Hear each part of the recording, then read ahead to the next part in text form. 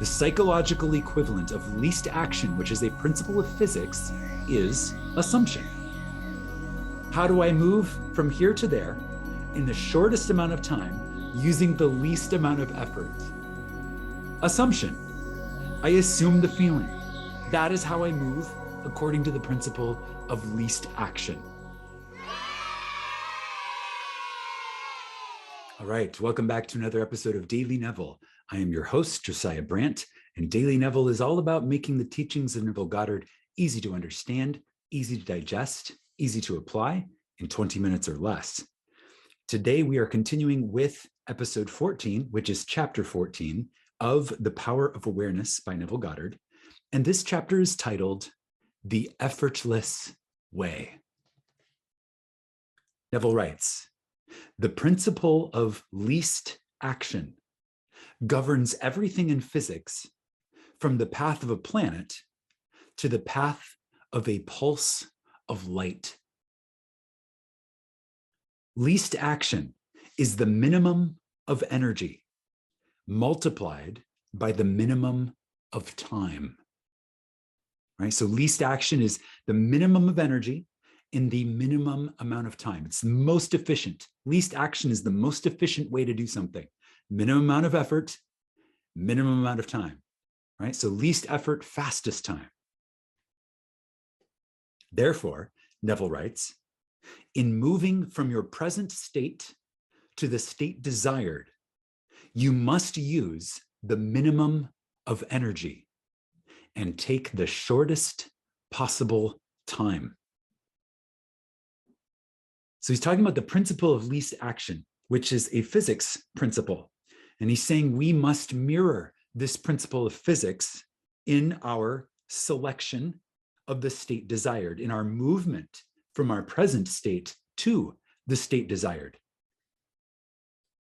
Your journey from one state of consciousness to another, Neville writes, is a psychological one.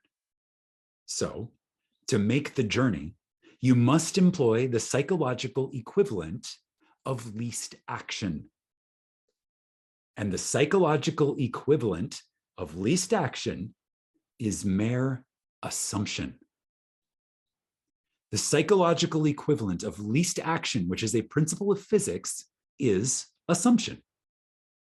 How do I move from here to there in the shortest amount of time using the least amount of effort? Assumption. I assume the feeling.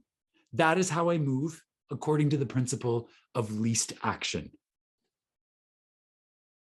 The day you fully realize the power of assumption, you discover that it works in complete conformity with this principle.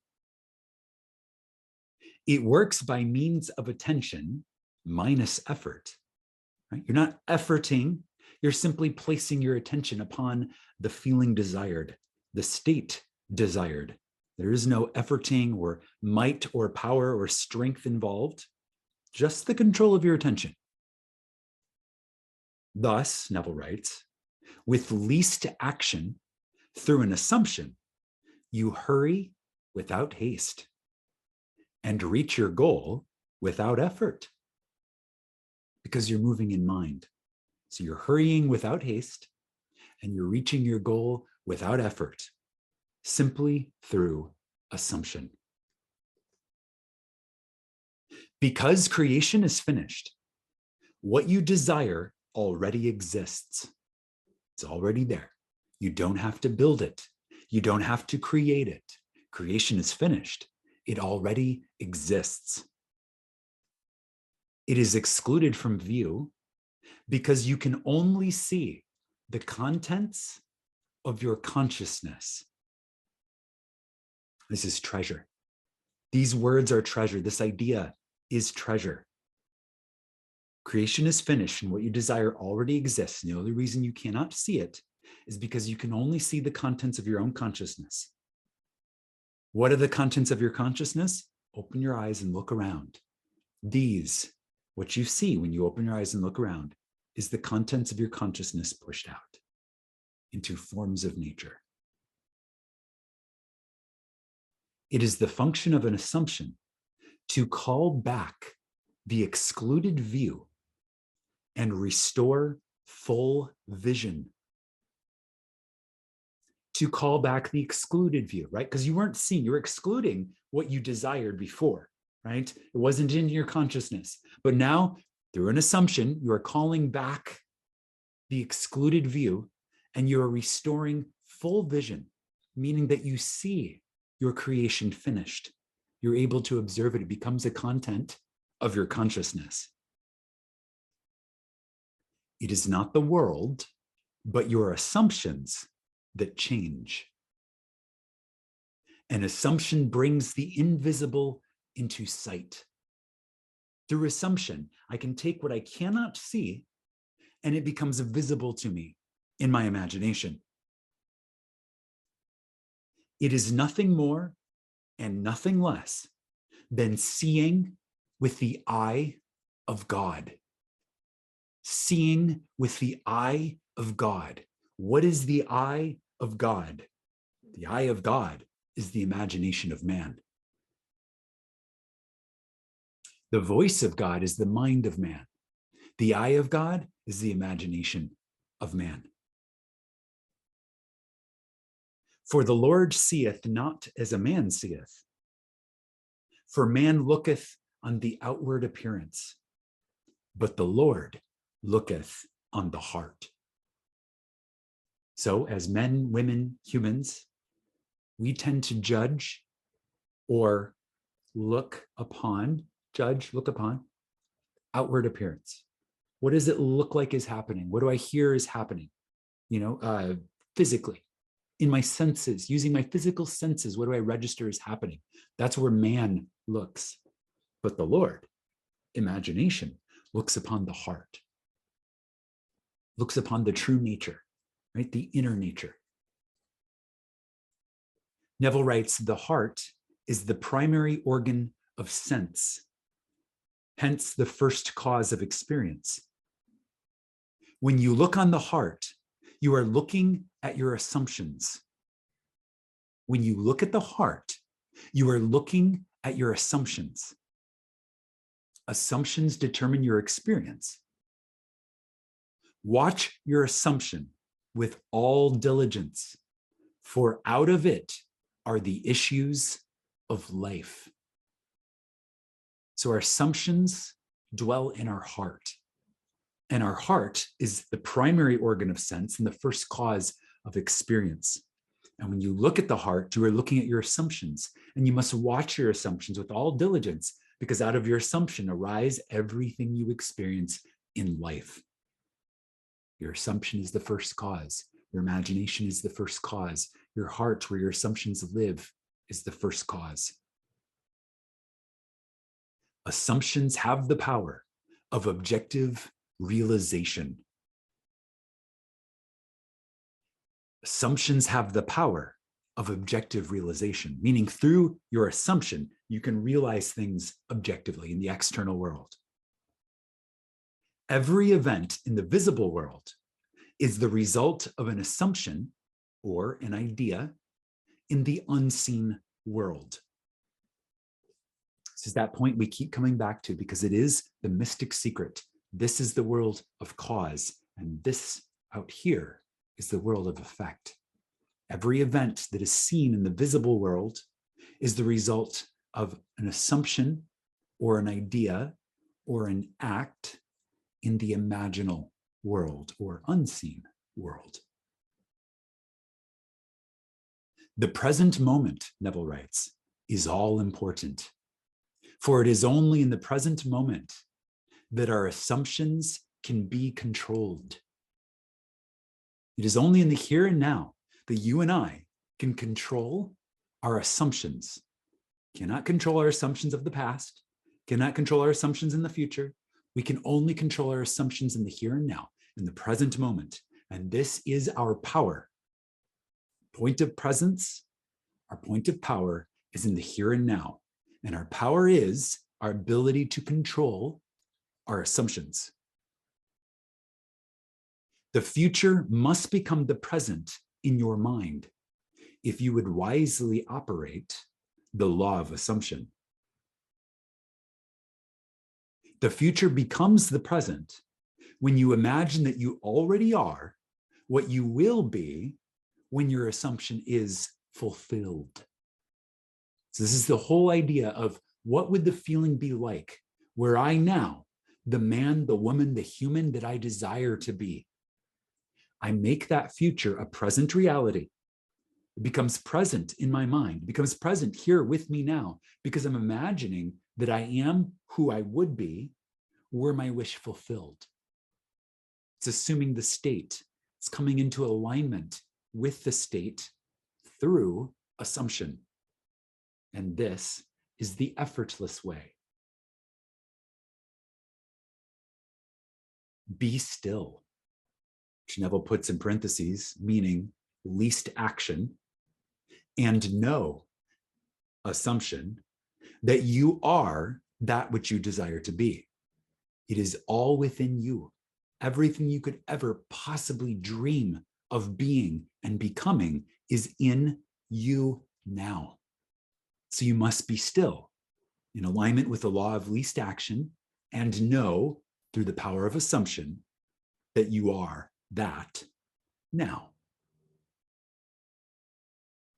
The end of longing, Neville writes, should be being.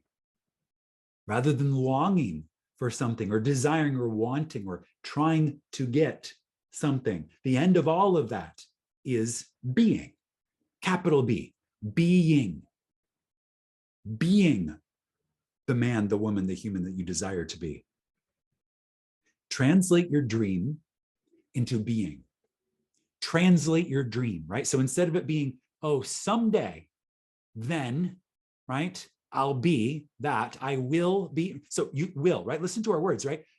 I will be, that's an efforting, right? It's an efforting of will. I'm going to assert my will that someday over there, then I will become something. No, it's taking then and making it now. And it's taking it there and making it here. And it's taking will and making it being, right? It's not that I will be. Will puts a gap, right? I will be puts a gap. Get rid of the gap. I am.